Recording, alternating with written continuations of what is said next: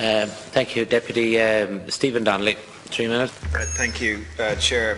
The Social Democrats are proud signatories of tonight's motion to abolish domestic charges, to end the commercial semi-state model and replace it with a public utility model, and to hold a referendum seeking to guarantee permanent public ownership of the water system.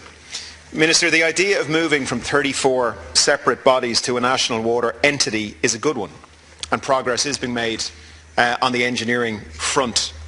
The idea of creating this entity as a commercial semi-state, however, is not a good one. There is always a future risk of privatisation. Now, you have stated, and your party has stated many times in here, that you have no intention of privatising Ireland's water supply. I take you at your word, but we have no idea what any future government might do in 5 years, 10 years, 20 years. I'm not a conspiracy theorist, but a look at Jean-Claude Trichet's letter to the late Brian Lenihan in 2010 is very interesting. It's the letter in which Trichet suggests that Ireland needs a bailout, and in it Trichet proposes 2 structural reforms for Ireland. One of them is that we start charging people for water. Now, no central banker has any business telling any sovereign government what structural reforms it should be engaged in, and it certainly is no business telling any sovereign that it needs to start charging for water. So you have to ask yourself why something as specific and localised as that would end up in a letter from Jean-Claude Trichet to the late Brian Lenihan, which was talking about an existential crisis for Europe's banks. The other bad idea, Minister, for the domestic water charge, of course. The rationale has been consistently given by this government that it is needed to pay for the upgrade. But of course that's not true. I have provided analysis which I've shared with Irish Water, which has been verified by several economists, which shows that the cost of collecting the domestic water charge equals the amount of money, more or less, that is collected.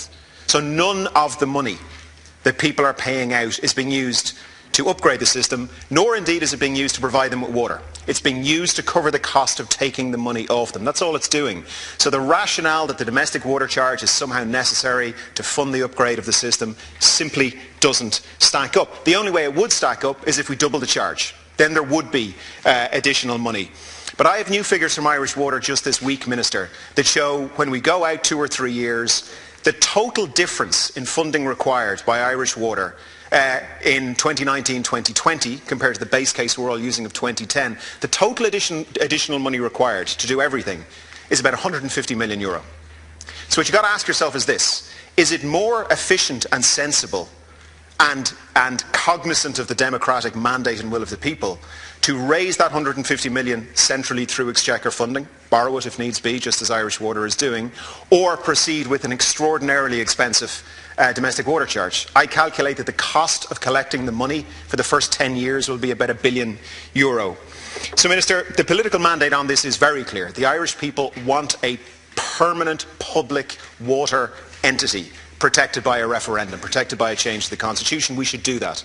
And the economic case is absolutely clear that the best way to provide any gap required, which is relatively small, thanks to a lot of the cost reduction going on in Irish Water at about 150 million, absolutely the best way to do that is through central exchequer funding. Thank you. Thank you. Now, Deputies Pearse Doherty and Sean Crowe.